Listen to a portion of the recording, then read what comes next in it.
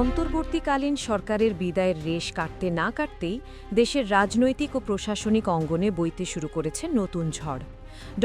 মুহাম্মদ ইউনূসের নেতৃত্বাধীন সদ্য বিদায়ী সরকারের প্রভাবশালী উপদেষ্টাদের বিরুদ্ধে দুর্নীতি দমন কমিশনে জমা পড়ছে শত শত অভিযোগ। ক্ষমতা ছাড়ার মাত্র এক সপ্তাহের মাথায় সাবেক উপদেষ্টাদের বিরুদ্ধে এমন গণ অভিযোগের ঘটনাকে দেশের ইতিহাসে বিরল বলে মনে করছেন সংশ্লিষ্টরা। দুদক সূত্রে জানা গেছে, সাবেক প্রধান উপদেষ্টা ড. মুহাম্মদ ইউনূসের বিরুদ্ধেই অভিযোগের তালিকা সবচেয়ে দীর্ঘ।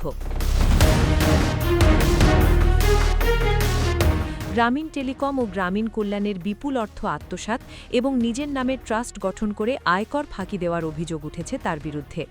অভিযোগের পত্রে দাবি করা হয়েছে, ট্রাস্টের মাধ্যমে তিনি পরিবারের সদস্যদের আর্থিক সুবিধা দিয়েছেন এবং বিদেশে অর্থ পাচার করেছেন। সবচেয়ে বিস্ময়কর অভিযোগ উঠেছে সাবেক আইন উপদেষ্টা ড. আসিফ নজরুলের বিরুদ্ধে।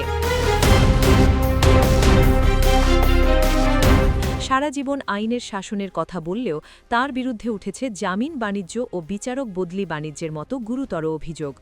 ২০ কোটি টাকার বিনিময়ে একজন ভিআইপি আসামিকে জামিন দেওয়ার নির্দেশ এবং বিচারক পদায়নে ৫০ লাখ থেকে ২ কোটি টাকা পর্যন্ত ঘুষ নেওয়ার বিষয়টি এখন দুদকের খতিয়ানভুক্ত। বৈষম্য বিরোধী ছাত্র আন্দোলন থেকে উঠে আসা ২ তরুণ উপদেষ্টার বিরুদ্ধে আসা অভিযোগগুলো সাধারণ মানুষকে চমকে দিয়েছে।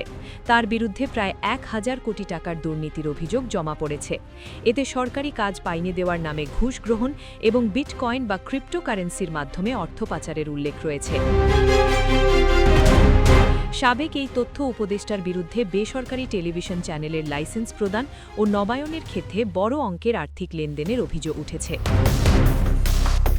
পরিবেশবাদী হিসেবে পরিচিত সৈয়দা রিজওয়ানা হাসানের বিরুদ্ধে পরিবেশ অধিদপ্তরের প্রকল্প থেকে অর্থ আত্মসাৎ ও অন্যের সম্পত্তি দখলের ৮টি অভিযোগ জমা পড়েছে। এছাড়া সাবেক স্বাস্থ্য উপদেষ্টা নূরজাহান বেগমের বিরুদ্ধে টেন্ডার সিন্ডিকেট এবং জ্বালানি উপদেষ্টা ফাউজুল কবির খানের বিরুদ্ধে বিদ্যুৎ কোম্পানিগুলো থেকে কমিশন নেওয়ার অভিযোগ আনা হয়েছে। কেউই আইনের ঊর্ধ্বে নন। যদি সাবেক উপদেষ্টাদের বিরুদ্ধে দুর্নীতির প্রাথমিক তথ্য পাওয়া যায়, তবে অবশ্যই তার সুষ্ঠু তদন্ত হওয়া উচিত। অভিযোগ প্রমাণিত হলে দৃষ্টান্তমূলক শাস্তি নিশ্চিত করতে হবে। হঠাৎ করে বিদায়ী সরকারের প্রায় সবার বিরুদ্ধে একযোগে এত অভিযোগ জমা হওয়া নিয়ে জনমনে দুটি পক্ষ তৈরি হয়েছে। এক পক্ষ মনে করছে এটি দুর্নীতি দমনের একটি স্বাভাবিক প্রক্রিয়া, অন্য পক্ষ একে বিদায়ী সরকারকে বিতর্কিত করার সুপরিকল্পিত রাজনৈতিক চাল বা ষড়যন্ত্র হিসেবে দেখছে।